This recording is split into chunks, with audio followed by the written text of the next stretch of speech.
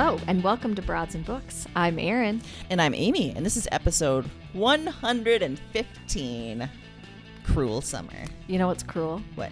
We've had to redo that a few times. Yeah, we have. We're testing your limits. Testing my limits. With the numbers. Yeah, because our microphones weren't working. No. Because it turns out I had just done something wrong. Well, we fixed it. I mean. But that first time, I perfectly said. You did. 115. Out of the gate. No hesitation. Yeah. 115. Yeah. Didn't even think about it. Yeah, but this time tell. I really had to enunciate. It landed the same both times. I'm so glad. Right? Because I was starting to think our listeners really thought I had a problem with numbers. Well, they know I have a problem pronouncing names, so. That's true. It's and they love us no matter what. Yeah, it's just the thing. Tell us about the theme, Erin. That we would do. Obviously, we're rolling with our 80s summer vibe. 80s pop summer vibe. Cruel Summer. Yeah. By Bananarama. Yes. Not Ace of Base, which I always which in our first recording that we just had to delete, you thought it was Ace of Base. I did. I asked you who it was and you blanked. I blanked and I was like, it's Ace of Base. And in my head, I was like, Erin, you're not right. Yeah. But all I could think of was Ace of Base. But no, it's a seminal early 80s band. Seminal. Bananarama. And we're riding this 80s vibe. Yeah. It's summer. Mm-hmm. We're doing summer themes. Mm-hmm. Books with summer themes. And by the way, happy Pride. Because we're in summer. We're in summer. June. I know. That's true. June always does kind of bring that. Yes. It's a great month. So we're talking about summer. Yeah. Around this time, you see a lot of lists. 10 great beach reads. Yes. Summer reading fun. All these types of things. What does that mean to you? I think it's an infantilizing idea of like, there's so many levels to it. Okay, so let me get my feminist on right now. Okay. So one is just assuming like, oh, ladies, you just need something real light and breezy and easy and probably romantic. Like a hard seltzer. That's how you like your books. Light and breezy. It is like a hard seltzer ad. An orange tangerine. Fizzy, whatever. Yeah, all of that.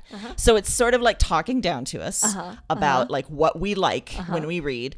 I hate that there's a whole category of beach reads that's specifically for women. Yeah. You would never hear men reading a beach read. Yeah. Okay. So all of that, I hate it. Also, I think it's a misnomer because I read just as much in the summer as I read any other time of year. Agreed. I read the same things. Well, if we're really going to go feminist, then we have to go another level and say that the assumption why there's no beach read list for men is because the assumption is women are just sitting on the beach having time to read. Exactly. And men are at work or doing some other kind of Yes, because thing. we're just housewives and we just, we took our kids to the beach. Got to read some light smut. Yeah. And Yes. For our unfulfilling lives. So, as you know, we find it infuriating to label anyone's reading. So, read what you want. Yeah. Whether it's at a beach, not at a beach, about a beach, not at a beach. You know what? I don't even like beaches. Maybe that's part of it too. I am not a fan of beaches. I am not a fan of boats. I am not a fan of being in a body of water. I'm not a fan of the grit of sand. I'm not a fan of the sun. So the whole idea maybe of beach read is frustrating to me because it aligns something I really hate with something I love. I don't like that. And I don't mean this to be offensive. Okay. But is there anything you like about summer? Out of curiosity, there was a list, which I'm in agreement with 100%. And it was one of my questions because it brings a happiness, but it also brings a lot of other things. Yeah. I do like a few things. Okay. One, I like looking out the windows and seeing all the greenery. Yes. I love all the greenery. Love it. I do love, too, that, now that I own a house, I do like going out in the lawn and taking care of some of that stuff. Okay. For a little bit, okay? Yeah. I'm not going to devote a Saturday to doing something in the yard. No. Okay. I also like that it's light for a good portion of the day, for most of the day. That is great. That's a big boost to the mood. Other than that, not much.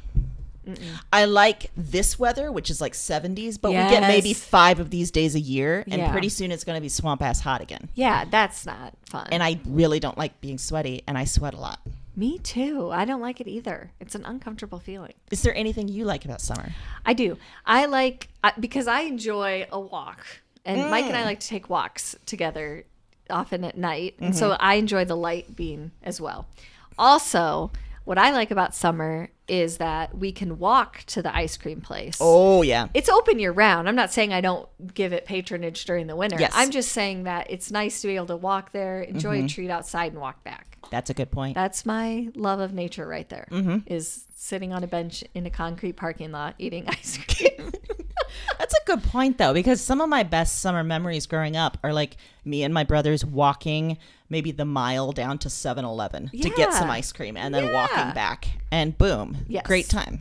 The one other thing I do like about summer, even though it means my kids are not in school, is that I do really enjoy the library reading program because Mason is so dedicated to it and he loves everything about it. Is he psyched now that it's summer? We went last week because in our where we live, it started already. Okay. And we went last week. We got him signed up and they did it. Now they're doing it with this app. It's super cool. He was all excited. And when we were walking out, he kept saying, I mean, the library is so cool. You get everything for free for a period of time. Yeah. It's free. It's just free. He kept saying it over and over and over again. We feel it, buddy. We feel the same way. Yes. And discovering that a library is there for you is a glorious thing. So glorious. And I love that Mason loves that. Yeah, he does. Yeah. He loves it. Yeah. So that's a fun thing. So, okay. So those are some of your favorite summer activities. We also covered some least favorite. Also, I wanted to ask you, how do you feel about boats and bodies of water? Well, I love swimming. So a body of water I will take. However, there's the caveat. I have to feel comfortable. I don't really like getting into water that I don't know what's in it. Oh, like I don't want things tickling at me. That's oh, no. Whether it's seaweed or a sea monster, I don't want to have to decide. So I don't like that. I actually don't mind a boat if I'm in control of the boat. Yeah. Not meaning I'm driving, but like I can decide how long I'm on it. I think that's one of my issues is anytime I've been on a boat, I am completely out of control and I know that it's going to be a long time. Yeah. And I hate it so much. And I need to know that my bathroom situation is secure. Yes. Am I getting off and having to pee in the water? Do you have something on board? Are we taking multiple breaks at the dock? I just need to know. Yeah. Because I'm going to adjust my liquid intake. Absolutely. And it's going to reduce or increase my anxiety based on that. And reduce or increase the time that you get to have me on your boat. I like to act like I have a rider sheet, like a celebrity. I will come on your boat, but these are my conditions. People are like, it was nice. It was a nice, we don't really want you to come. Yeah, so we didn't even invite you. We're not meeting any of these demands. Yeah. All right, so we've talked through what we like and we don't like. What's your ideal summer day? Do you have one? I do. Okay. It's just, you mentioned the weather. Yes. It's this. Okay. 70. I like a light breeze. Okay. I like it in early May or June because the bug population is still relatively low. So I could read outside for a period of time. Maybe at a beach. I don't know. I don't love the grit and sand either. So it has to be light. So I maybe enjoy the water. I maybe don't. I like some kind of, what I like about summer too is that you have more light dinners around here. Yeah. Which is more my eating style. So I can feed like salads and sandwiches to my family and they expect it because they're okay with it. Yeah. In winter, they're like, this is a snack. Where's dinner? Because they're like hibernating. But so I enjoy that. And I can sit out for long periods of time on my back patio and not see anyone. Could read. Oh, yeah. I could enjoy a nice fruity drink. Oh, my. Yeah. And when I come in, if I've spent time outdoors, even if I haven't done anything physical, I feel sort of tired. Like I'm going to sleep better. Yeah. So really my ideal summer day is nothing. I want nothing happening. Yeah. Agreed. And that's what it is. Yeah. But that's your prerogative. Yes. Some people overschedule their summers. Yeah. Both these individual days and the entire season. And I don't like that. You know what else I don't like? Nature pushers. Don't talk to me about how nice a day it is. You shouldn't be inside. It's too nice. Get outside. It's so nice. Much. You can't be looking at a screen. It's beautiful out. I can listen. Yeah. Listen. I can do whatever I want. Okay? And that was my favorite summer stuff growing up, was just sitting inside and reading a book like in a day. That's the only good thing about where we live because it's a gradual into summer usually. So once we get into that really hot time, I'm done with the I've had enough outside times. I'm like, I can't go out. It's too hot. Yeah. I'm just going to read inside in the air with my blanket. I still have to be cozy. Sure. I don't feel like I get to be cozy as much as I should. See, that's the thing. Yeah. I think as I'm getting older, I'm appreciating winter more for that coziness factor. Yeah. And for the like, even when I don't like that it gets dark at like 5 p.m., it also is just like, well, I guess it's bedtime pretty soon. Right. So I like that. So do you like living, we live in a place that has 4 seasons. Yeah. Do you like that? Or would you want to live somewhere else? I do like it. I like the sort of ebb and flow of stuff. I like when, things are changing in that way. But it feels like because of, dare I say, climate change. Yeah. Feels like it's all sorts of fuckery these days. Like we had a weekend not too long ago that one day it was like a snowstorm and the next it was tornadoes. And it just feels like that's increasing over time. That like we had one week just recently that was all 50s and then the next week was all 90s. And it's like, I can't do that seesaw. No. I need like gradual. Yes. But I don't feel like seasons are gradual anymore, Yeah, you're right. There's a lot more like unpredictability. Yes. Which I think I like the predictability of seasons. I do too. Yeah. Yeah. I like the sort of subtle nod to like, oh, okay, I'm moving into fall. So school's back in session. And, you sort of relate certain things to certain times of the year. Yeah. Speaking of school, so I know Mason got out like a week ago, right? Yesterday, I think, was the last day in Des Moines Public Schools. So the school that is just a couple blocks away from me, they had an outdoor party all morning. Oh, and it was just summer pop blaring loud all across the neighborhoods. And at first I was like, it is 9 a.m. Why are we listening to Cardi B right now? But then after a while, I was like, you know what? Good job, kids. Yeah. You made it through. We made it through. It's summer now. You deserve it. So you hang out there and do your weird field day or whatever's happening. Yeah. And then you go home and you don't have to see those assholes for a few months. Exactly. Ugh, great. Good for you. Good feelings. Yeah. All the way around, I think. We've sort of answered this in previous discussions, but like thinking about weather and thinking about like seasons and all that kind of stuff, if you could live anywhere that is not Iowa, where would it be? I've thought about this pretty extensively, and I have a twofold answer. Okay. If we're talking just like purely by climate and sort of weather, I'm probably in the like San Francisco, probably area. If we're going by like what I feel about in terms of the world right now, I'm looking at Canada. I'm looking at New Zealand. I thought you were going to go bunker, just like underground bunker. No, I'm looking at like, some of those places. I've been thinking of New Zealand too. Yeah. Just, they seem to be proactive. Maybe better aligned with some of the feelings I have. Maybe more rational and logical. Yeah. I know nothing about the weather in either of those locations. Has nothing to do with that. So depends on what we're talking about, Yeah. But I, like you, I enjoy the 4 seasons. So I would, I guess here's okay too. Yeah. I guess. But you get too far north in Canada and then like you get maybe 2 hours of daylight in the winter. Yeah, that would be rough. That'd be real That'd rough. be very hard to deal with. And in the summer, it's like there's no darkness. And like to go to the store at like 2:00 in the afternoon and it's dark would be alarming. And depressing. So depressing. Real bad. Yeah, I can imagine. They have maybe that's why their country's so great, because they're like, we have to offset. Otherwise, we're going to cause all these people to be terribly like mass seasonally suicides. depressed. Yeah, it's going to be bad. Awful. Yeah. Awful. You sort of mentioned it, but do you enjoy reading outside? I do. Yeah. To a point. Me too. Let's be clear. Yeah. Like it can't go too far. No. Also, this is odd, but if I'm really, really into a book, I don't. And here's why. Because I get distracted. Yeah. And then I'm like, I've just been staring at this neighbor that's doing this weird thing for an hour. Yes. Yeah. I feel the same way. So I have a porch that faces a rather busy street. It does. So if I sit out there, I know I'm not going to be able to keep my focus for very long because there's weird random mopeds like speeding up the street. You have a high moped population there's in this a high area. moped population. Yeah. A lot of motorcycles, a lot of sirens, a lot of like and usually I'm fine with that, but if I'm reading, I don't want that. You're going to get in the way. Yeah, I don't want it. Yeah. I like it in theory. Let's say that. I like it in theory. Me too. Yeah. I have a porch swing that on occasion I've sat out and read on. But yeah, after a while, I'm like, this isn't like my couch. It's not that comfortable. And I think because the majority of my reading happens in certain areas of my house too, sometimes it's hard for my brain to signal into like, oh, this is what I should be doing out here. Yeah. Agreed.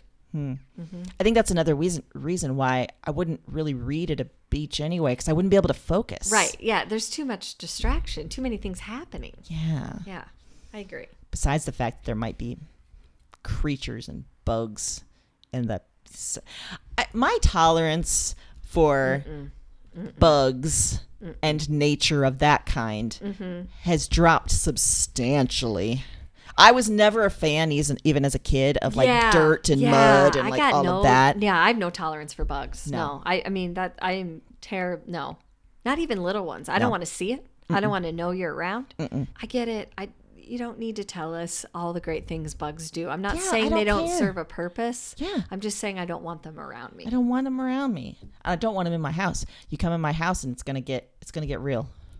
First off, there's 3 cats that might get on you real quick. Yeah, that's a tough thing. I've seen them take on some ants, and it's murder time. As it should be. And what else are murder claws for? Yes. If not to shovel things into your murder mouth. But then every once in a while I'll see Ziggy like take on a stink bug, and he like gets it in his mouth. He's like, and then just spits it out. And so he doesn't hunt them anymore, which is a bummer. That is a bummer because I don't like the way they look. And they're dormant for a long time.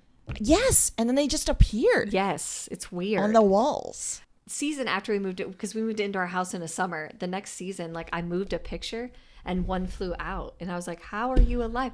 And I spoke to a bug guy and he was like, yeah, they can be dormant. They can go like 9 months without food or something. What? So they'll just hunker down in a place if they didn't get out before the season. And then that's why they just randomly appear. Because they've been dormant. Terrifying. Yeah, isn't that weird? I think I've never felt so like invaded as when I find bugs or animals in the house. Yes. Like in past, I've had bats, and that is the most terrifying, vulnerable like invasion that I think I've ever felt. I have to say that during the bat situation, my awe of you went up like tenfold. Because I was like, I would have moved. I wouldn't, like, the next time you saw me, you'd be like, did you move? And I'm like, yeah, I had bats. And that would be all the explanation I would give you. There were times I wanted to just burn the house down. Yeah. Like, I got to start over. Yeah. I just got to start over. Ground up. New construction. I know this house has been here since 1910, but fuck it. I'm done. Who cares? Oh, well, mixed bag. Yeah. One more question for you. Yes. Erin. So, thinking about summer, when you were little, did you look forward to summer or did you miss school? I think a combo. Yeah. There are things I liked about summer. Reading, going to the library, getting tons of books, having the freedom to read whenever I wanted, not having to do other schoolwork. Yes. But then, so there were things I liked about it. And when I was younger, I think I liked the nicer weather. I was outside more. So I enjoyed that. But yeah, I think I miss school and the structure of school. Yes. After a certain point, I kind of need a routine in my day. Yep. So how about you? Yeah, same. Yeah. I think looking back now, I think I was very glad to be free of the social aspect of school because it was always so extremely stressful. So the idea of just having to like be in the house and watch MTV all day or like read, books were wonderful. Great. But I missed like the school part, like learning stuff. I was a nerd and I loved all that. And so, it was a mixed bag too. I can see that. Well, I know that we've got some great summer picks. Whether you're reading at a beach or in your house. And listen, I came down hard on beach reads. I came down hard on the category, not the reads themselves. On the people putting the labels on the beach reads. Read whatever you want, just like Erin said. Wherever you want. I don't care. I do not care. Just don't like putting labels on shit. No. So, my fiction pick. Yes. This wouldn't necessarily be categorized as a beach read, but it's placed in summer. Okay. So that's where I'm at. Yeah. It's called Real Life by Brandon Taylor. And this came out in 2020. And so Wallace is a grad student at a Midwestern university. And he has spent all summer in the biochem lab running these long experiments on like microscopic creatures. And towards the start of the book, it's the end of summer, he checks in and finds it's all been ruined by mold. And to a grad student who's been doing this experiment all summer, that's devastating. He thinks someone did it on purpose because it's a very cutthroat community in the lab and in the grad cohort, and it's happened before. And when he tried to report it, the professors didn't believe him. So it's a shitty start to the last weekend of the summer before he starts his 4th year. And he's just so tired of it all. He's tired of feeling like an outsider. He's from Alabama. He's black. He's gay. And he's left behind his family to pursue this goal, which feels less and less like something he wants. Right. And by the way, his father also just died, and he skipped the funeral. And the fellow white students are just aghast at like, why would you do that? Why would you, he's your dad kind of thing, which just serves to isolate Wallace even more. Yeah.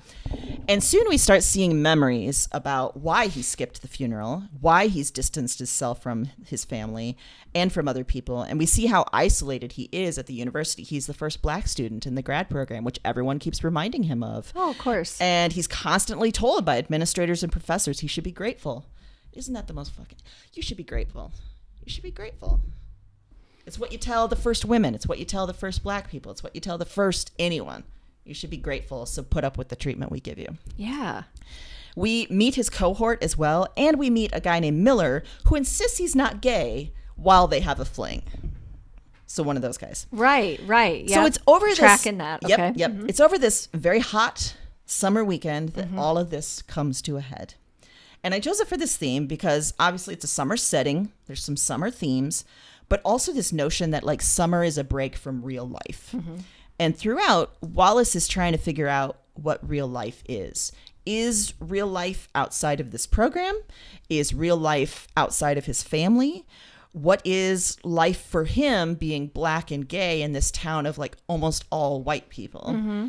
And he sort of wants a real life and he wants a real job, but it also terrifies him, like what comes after this. And it promises to be even worse than what he's doing. Mm-hmm. So there's that sort of push and pull between like living this potentially temporary existence and getting past that, but also maybe being afraid of what comes next. Mm-hmm. And the cruelty aspect, the cruel summer aspect, how carelessly cruel we are to others, even those we call our community and our friends and our colleagues.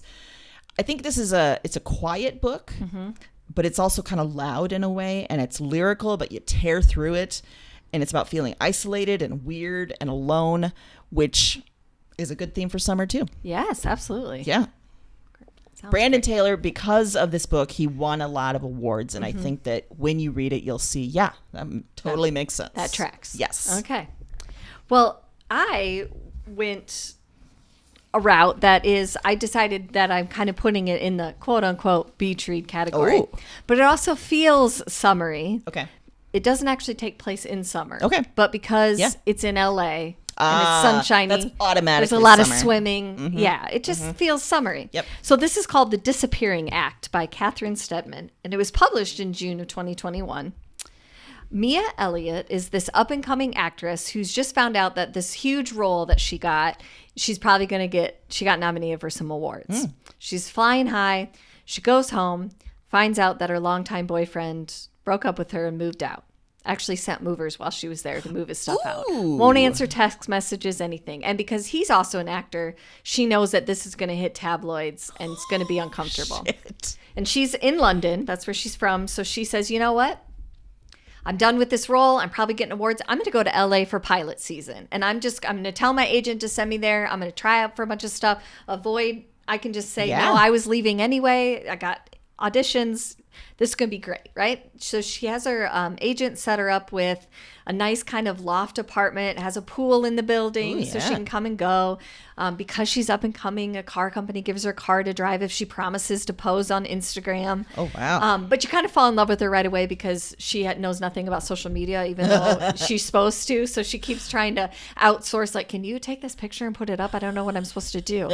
And when they tell her, hey, you have to put this on Instagram, she's like, I don't have one. And they're like, yeah, you do. And it's verified. And she had to call her agent and she's like, yeah, you do. We put stuff on there all the time. Yeah. So it's kind of funny side. Mm-hmm. But so she's there.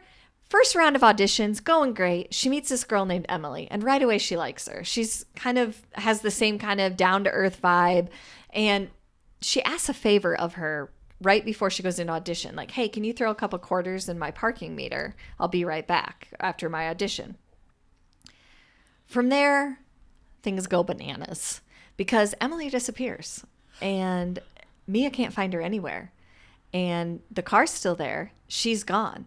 And this goes on for days. Ooh. I mean, obviously Mia moves on and does some other, moves on with her day and her life, but she can't stop thinking about this girl. And and it's not enough that the police are going to take it seriously, because there's not really evidence of foul play. It was a rental car. She didn't come back to it. They don't know. She knows really nothing else about her.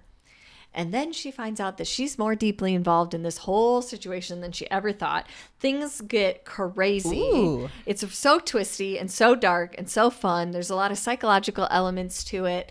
I think Mia's a very likable character, and I thought that the author did an amazing job of making sure we really could buy into some of her actions, giving reasons, like, hey, I could see how somebody in real life could get sucked into a drama like this. Like, I think sometimes in books like this, our thing is like, why are you doing that? Like, just back out. But in this, you're like, yeah, I get why this would bother you. Like, where's this person?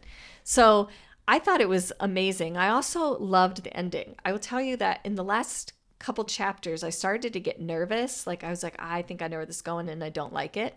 And then it ended somewhere totally different. Ooh, and I was that's fun. So impressed. Yeah. I loved it. I think that lots of interesting characters, great mystery, great quote-unquote beach read. It's like one of those I think they usually put in that category, like, oh, it's supposed to be light. It's not light necessarily, but it's something that I enjoyed. It was a great segue one in between. Sometimes I feel that in my reading life, where like I read something heavy and then maybe I'm reading something nonfiction and I want something else. And it was perfect. It was likable characters. It's a fun story. I could easily see this being made into a movie. Oh boy. So Disappearing Act. Yeah. I think that's a great encapsulation of beach reads too. Yeah. It is weird, like, what they determine is a beach read and what isn't. Yeah. It makes no sense. It makes no sense. Yeah, it makes no sense. It's like something that they weren't sure how they were going to market it, or maybe it's something that they think the market is saturated. Or they're just like, it's got women in it. Here you go. It feels like something the publisher does. Like, hey, if we can publish this in June and get it on a beach read list, everyone will buy it. Like, okay. Sure. Yeah. I mean, I'm not saying if I had a book and they suggested that I wouldn't be okay with it. I'm just saying. Give me that beach read list. Yeah. Give me that list. Put me on it. Give me that hot list. Sounds like a good time. It is a good time. Do you also remember, like, I remember summers, like I was saying, like, just gulping down books, just reading them so fast. And there were even like sort of beach reads for kids too, like sort of murdery books, like R.L. Stein felt like things I would read in the summer all the time. Christopher Pike. Yes. Read a lot of Stephen King too in the summer. Yeah. Dean Koontz. Yep. Good times. Well, it is funny to look at the children and young adult publishing schedule, because it's actually, there's certain times in sort of the adult publishing world where you can tell, like, either there's like award season push, we got to get these books out before nominations, and then there's kind of that beach push, and there's a very strong push I've noticed for probably, I would say, middle and even lower grade right at Christmas, because who's buying, parents are usually the ones spending the money on the books for that age. So a lot of like the Mason's favorite series, the next one always comes out like right around, December. That's smart. It is smart. Smart. Yeah. Well, for other genre pick, I went off-road. Oh. By which I mean, I didn't choose a book. Oh. I chose an online magazine. Oh, get it. And it's called Off Assignment. Oh, yeah. Now, I think I chose, or I thought of this because oftentimes, at least here in, the U.S., when we think of summer, we often think of travel. Absolutely, right? Yeah. And this site is a lot of essays with writers taking on travel with unique angles. Okay. And full disclosure, I wrote an essay for them a few years ago, which was why phenomenal. I know that. It was phenomenal. Yeah. And I wrote about my trip to Scotland and a bar full of dudes and some weird vibes that I got. And I framed it as a letter to those dudes. Okay.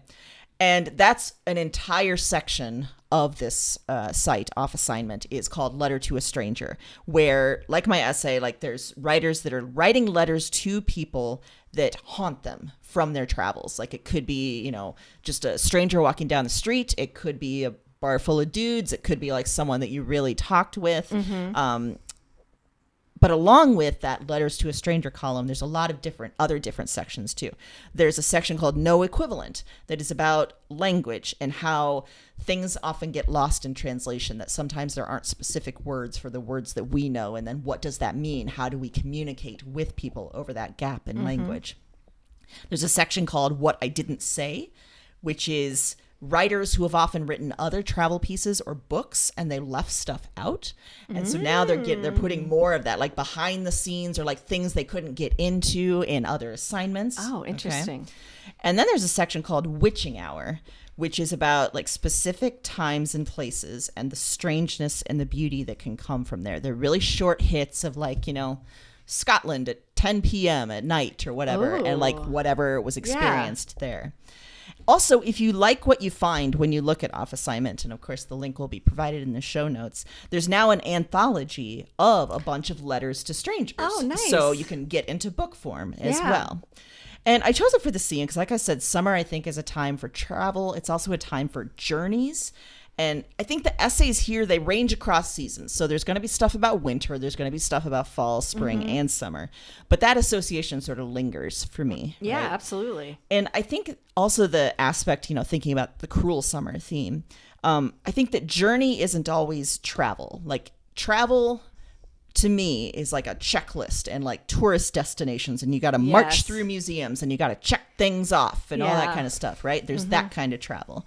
And that can be here in Off Assignment, but usually it's much more. It's much more of like experiences and maybe places that you don't see elsewhere, right? Very cool. Which is just as important, sometimes even more important than all the checklists of the tourist destinations. Yeah. It's also about how like journeys change you. Like even just the idea of different time zones and time displacement, that messes with you. It messes with your head. It messes with your body. You start seeing things and feeling things differently and how that works. There's a lot here about that.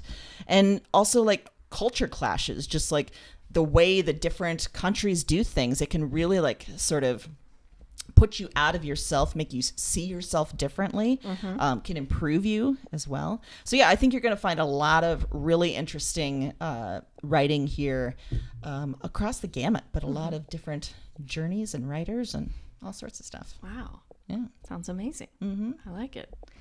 And I have read from there because you wrote an essay there, and then I read some other things, and I can attest it's great. Good stuff. And that's perfect for summer travel. Right? Yeah, great. Well, I kind of went a different direction too with the other pick, and it is a book, but I guess I would call it a comic book because it's comics. It's called Strange Planet by Nathan Pyle.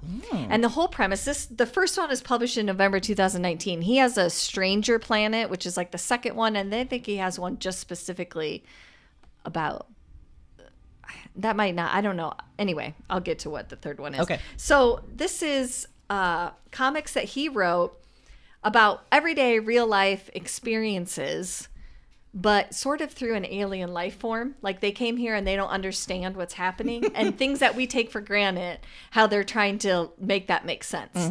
And it can be really simple things and then also just things you never thought of before. Like there's a great comic about them going through a drive-through and he's driving and the companion's with him and he's like, you whisper your order to me so I can yell it really loud into this. It's like all these funny things that, we take for granted that we do. And then to see it laid out so succinctly and simply. It's like, God, we're weird. Yes. Yeah. And a lot of them have to do with weather or situations. So it kind of made me think of summer. I like it too, because it's one of those books that you could kind of leave somewhere and like pick up, read a couple of them and put them back. It's not like necessarily a cohesive story that you have to follow beginning to end. But one of them that I wanted to point out was, and I'll just read you the text of this one, but it says, "Whoa, Alex, you look damaged. I was exposed to the nearest star. I feel more attractive. Honestly, you are. It's the star damage. I crave star damage." Like, yeah. That's tanning. That's tanning. sunburns. Yeah, but when you think about it from It's someone star else's damage. Yes, it's so great. Oh, man. I brought a couple other ones, but I brought the pictures. Oh, my this gosh. one, You have visual aids. I do have visual aids. So this one I brought because it's a cat. And there's a whole yes. section. That's what the third one is. Weird. It's just about pets, Okay. I think. Uh-huh. But there's cat stuff in the first one, and it is phenomenal because they don't understand cats at all, as none of us do. So there's a cat on a table sort of sticking its head in a glass of water. He says, the creature seeks out immediate hydration. It says, I have emptied the cylinder.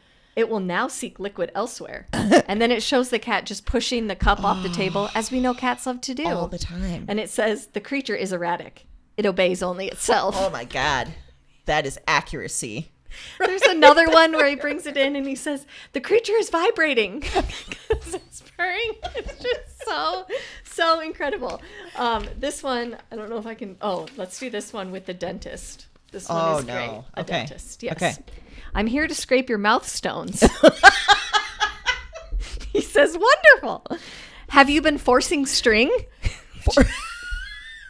It is forcing string. He says, seldom. Now wear the trash necklace. Okay. The trash. Oh because my it's gosh. a weird piece of paper that they put around your neck. They put around your neck. And now feel completely helpless. Okay. I mean, when you put some of that stuff maybe if the dentist said all this stuff, you might feel a little more comfortable. I mean, if he said, I'm here to scrape your mouth stones, I'm in. Get after it. Get it. Do it. Get it. Yeah, I'm about it. And wear the trash necklace. That got me so hard the first time I read it. That makes me want to more versus when they give you the trash necklace. Yeah, absolutely. Yeah. Oh, this is great. Yeah, so there's so many. It's so funny. All of the stuff that they do is terrific, or that he does is terrific. Also, highly recommend following him on Instagram because this is where it started. Oh. And sometimes he publishes ones that he's already published, but he also does this hilarious thing where he does captions for pigeons he videotapes in the park. Oh my God. In New York. Also hilarious. So... And he does some stuff now that he has a child. And so sometimes he does captions for his kid. And all of it is just out of this. It's always funny. It's always a bright spot when it comes up in my Instagram feed. Excellent. So, great. And the other reason I brought it for now is because we do know that summer season seems to bring a lot of gift giving situations. You're right. Oh, we didn't even think about that. And this is a very good one because it's funny across the board. It's universal. It's not humor that you have to make sure they have the right sense of humor for. That's Everybody's going to find it. And like I said, they have a pet one. They have a second one. So it's great. And it comes in a nice hardcover. So, man, you just figured out the gift for all summer occasions. The gift for all summer. Just forget the Happy places you'll go. Day. Here you go. Yeah. Leave Dr. Seuss behind. Let's move on. Oh, God. You're right. This would be a way better graduation gift. Than weird freaking Dr. Seuss. Yeah. Never understood that. No, it's weird. Yeah. It's weird. Great. Good times. Great. I also just like the idea of like examining what is normal because normal is so weird, but we've just arbitrarily said, nope, this is how normal is. The next one after they go through the drive-through is them sitting on the curb and he's like, oh, we ingested it so fast. And the other one's like, why do we do this to ourselves? Like so much the conversation. And then it's like 2 frames later, it's like, why do I want it again? Like, it's so true. I mean, it's just everything. Everyone that you read, they talk about sports in there. They're trying to understand football at one point. Oh, man, good luck. Yeah. It is terrific. Yeah. Terrific. Good luck explaining any of our weird obsessions. So weird. Any of them. So weird. Yeah. I would like to see them take on our obsession with true crime. Yes. Because that relates to my next pick. Ooh, okay. So, pop culture-wise. Yes. I chose a very short, limited series that's all finished now. Oh. Came out last month. You're going to be so happy because I just watched this. Oh, boy. It's called Candy. Oh, my gosh. And it was really smart how they did it. Like, they did one each night over a weekday or a week. So good. A week span. Yes. Yeah. And it's all out now. It's on Hulu. It's got Jessica Biel, Melanie Linsky. Both of them. So freaking good. So good. So this is based on a true story. It is June of 1980. And the kids are going to vacation Bible school. And they're going to the pool. And they're going to the new Star Wars movie. And Betty Gore, who is a former teacher and now a housewife and mother in Texas, is found dead in her home with 41 axe wounds. 41. Yeah, that's 41. 40 That is to a the 1. shitload of axe wounds. Yes. Very early on, we see that Betty's daughter has spent the night with Candy's daughter. So it was over at Candy's house. And Candy went to pick up the young girl's swimsuit. So she stops over at Betty's house. And then the next thing we see is Candy covered in blood, trying to clean up after herself. And then quickly going back to her schedule of swim drop-offs and vacation Bible school and family time and the movie at the night, just like returning, no discussion of what just happened. Right. It is jarring. It is weird. And over at Betty's house, it's just silence except for a crying baby, which is very, very eerie. We learn, too, real quick, that the two of them are pretty much opposites. Like Betty, who is Melanie Linsky, seems sort of fragile, but she's also very quick to anger. And she's sad, she's frustrated, she's left alone a lot with her kids. Her husband's traveling all the time. We get the sense that they do love each other, but there's also some weird friction that you're not quite sure what's going on. And then on the other side is Candy, Jessica Biel, who is the perfect mother, perfect wife. She is social, she is kind, she's organizing all these community and church events, she's funny. And at one point, they become sort of odd friends. Yes. Which is helpful. But then at one point, they're not. And Betty's very confused why. So over the next episodes, we get a look at the two after seeing like Candy covered in blood and figuring out, there's a whole prolonged series of actions, which is really gut wrenching of them figuring out like, yeah, there is something wrong over at that house.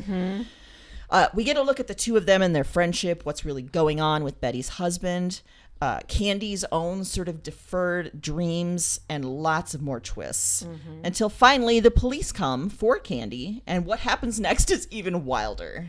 Yes. It goes in some bizarre directions. It does. Also, I love that the lead police officer is Justin Timberlake, uncredited. Yes. And his partner is Melanie Linsky's husband in real life, Jason Ritter. Oh, it is? So the two husbands are playing. That. Yeah. I did not realize that. Yeah, So it's the two amazing. cops, I didn't realize that that's terrific. Yeah, we just watched this last week, and you're going to binge it so fast. It's so good. Yeah, I chose it for this theme because I feel like this is cruel summer story. So true. In setting and in plot, but it also feels like there's this sense of like overheating of pressure that no one is talking about. Good point. Right? Yeah. Like Candy has this mask that moms kind of have to put out to the world, and she plays it so well, but she has a ton of frustration, a ton of rage, a ton of like sexuality underneath that is not coming out. And she puts that in a number of different places, in affairs and then perhaps in violence until she just snaps. And of course the coverage of it at the time in 1980, it plays that up, right? The perfect housewife who just snaps and the perfect woman who just snaps. Sorry, my foot was cramping so bad I had to move it while my toes were like this. Sorry.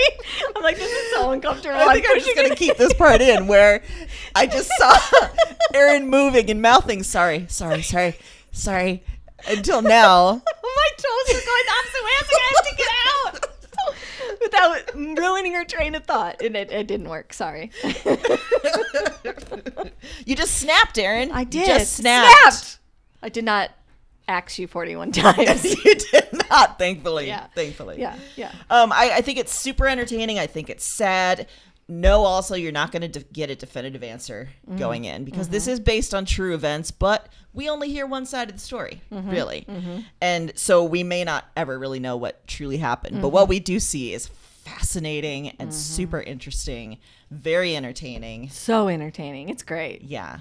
And also, I love that idea of like just women snapping for no reason. Like it's something that media continues to play up. Like just so fine until suddenly, boom, one day they're crazy. Yeah. Because there's nothing in the world that would potentially. Do that. Yeah. Yeah. No, So anything else you would add about Candy? That's just terrific. I'm glad you watched it. You're going to love it. Yeah. Yeah. So good. So good. So for my pop culture pick, I picked something that my husband and I and our children enjoy every summer. And it's about to start in July. And it's a little reality TV program called Big Brother. Oh. And it's a game show style show. It's been on for a long time on CBS. They do like a celebrity version sometimes during the winter. But essentially what happens is they pick, I want to say 12, maybe it's 16 people. They cast, as they do. And they go into a house that's completely isolated. There's no TV. There's no outside news. There's no talking to anyone. Talk about snapping. Yeah, there's nothing. Like, it's just you're in the house with these people for basically 3 months if you make it to the end. And they do different competitions, so you get different advantages. And at the end, they're like voting one person out every week until it's down to the person that wins a prize. So they've traditionally always done this during summer. So it's sort of become synonymous in a way with our summer because it's on 3 times a week, which is would be way too much to handle during a normal, like during a school year or during normal TV. But as we know, summer is usually kind of a drought for TV shows. So they take advantage of that because they have one that's, the competitions, and then they have people getting nominated for eviction, and then the actual eviction. So like I said, it's coming out July 6th. And we have watched every season, so I can tell you that we'll watch this one and I'm giving you plenty of warning to get it recorded on your DVR. You're going to love it, especially if you have liked any of my other reality TV picks. If you like Below Deck or Housewives or something like that, this show, it's in the same vein where you're just watching people like, how are you going to react to that?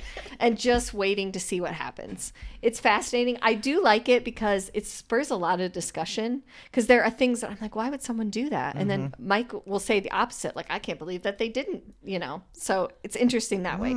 But what's particularly interesting this summer is CBS upped their game. And right after Big Brother this year is a little show that some of you might remember from MTV called The Challenge, which used to pit Real World and Road Rules stars against each other in competitions. God. They're bringing it back, not with MTV stars, but with former Big Brother people, former Survivor contestants, former Amazing Race contestants, same host. And they're debuting it after Big Brother. So I'm interested to see. I mean, I have to. As a child that grew up, I mean, you have to check it out. Yeah. So there you go. 2 for 1. You can flash right back to childhood summers of all those crazy, ridiculous TV shows on MTV. And now you can see them on mainstream CBS. Wow. That's how far we've come. Wow. Uh-huh. Mm-hmm. Mm-hmm. Also, did you say 3 months they're in that house together? I think so. I think that equals out. It's a long time. That is terrifying. It's a long time without any, like, later in the season, they win, like, some of the advantages are, like, they win, like a message from home or whatever. If you win the competition that week, you're called the head of the household, and you get, like, a letter from home and some of your favorite snacks and stuff, but that's all. They don't even have writing stuff. Like, I could never do it just based on the fact that you can't read or write for 3 months. Oh, my God. Like, just write thoughts down or, like, work through things. Like, that's, yeah. Ugh. This is how psychosis forms. Mm-hmm. They have like chess and checkers. They have a big pool. They have, like, there's activities, and it seems like they're busy a lot in the house. Like, they make them do a lot of things, but there's a lot of just like hanging out.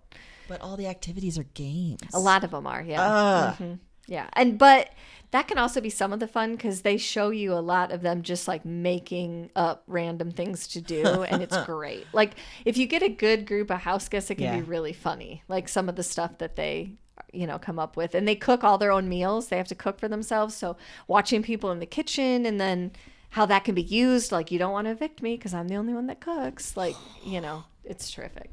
That we've watched the Celebrity Big Brother, and I don't enjoy it as much, except for the fact of having to watch some of these celebrities that clearly don't do certain things for themselves be like, how do you boil water? Yeah, okay, but I only eat a certain number of calories, so I can't eat this if I don't know how much is, it's crazy, but so entertaining. Wow. It's a perfect summer beach show. There you go. Not a beach read, but a beach show. Beach show. Light. Yeah. Mm-hmm. Mm-hmm. You know why I think I can't really get into reality TV is the preponderance of games. Yeah. And the like dependence on like forced social interaction, which just makes me super anxious. Mm-hmm. Mm-hmm. Can't handle it. We laugh because, passive aggressiveness out of the Midwest is kind of a thing, a tool we all know well, right? Indeed we do. And we always laugh because in Big Brother, you see these people that seem so nice, and then they do diary room interviews with them, and they're like, I can't stand, like, I'm going to murder this person in their sleep. And Mike's like, that would be your downfall. Everyone would like you out there, and then they would see your interviews after the fact where you're like, if he says one more time... I like that you and Mike have discussed how you would do on the show. How would Mike do on the show? He does not feel like he would do well on it. He thinks he could do Survivor. I know I could never do Survivor. Good God, no. I don't have any desire. No. But he thinks I would have a better chance at Big Brother. He'd have a better chance at Survivor. But he can't be around people like that for that long without saying how he really thinks or feels. Yeah, and that's not. And there's a lot of times you just have to keep your mouth shut and kind of fade into the back. that seems is a strategy that gets people pretty far. Oh, like God. if you don't, yeah. So I do like the fact that they're just blatant about social interaction being a game, because it really is, but we don't talk about it that way. correct. Yeah. Yeah. And it's very interesting to see who pairs up, like creates alliances. Sometimes they're really strategic about it, and they go, you know, like you can tell people that are smart, and they go to the person that they're like, no one's going to think that we talk.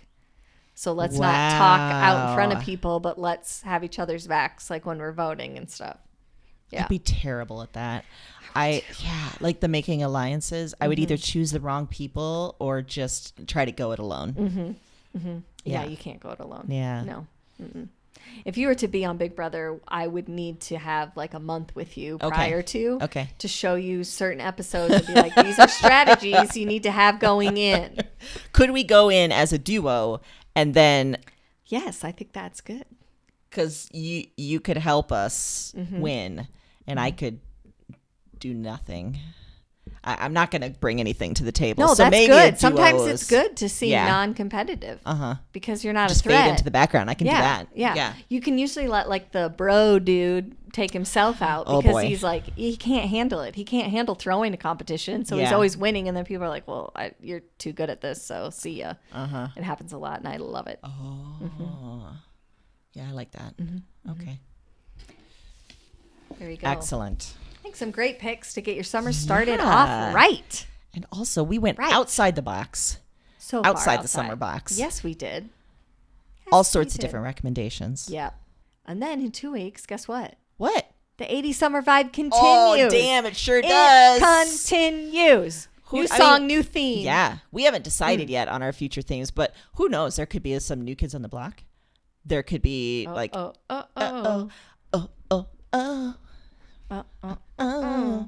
red stuff. It could be, you know, people that we watched MTV for religiously. Your Whitney Houston, your Madonnas. Yes. I mean, who knows? Who knows what's coming at you? Yeah. But it's gonna be we exciting. know it's going to be good picks. You know it.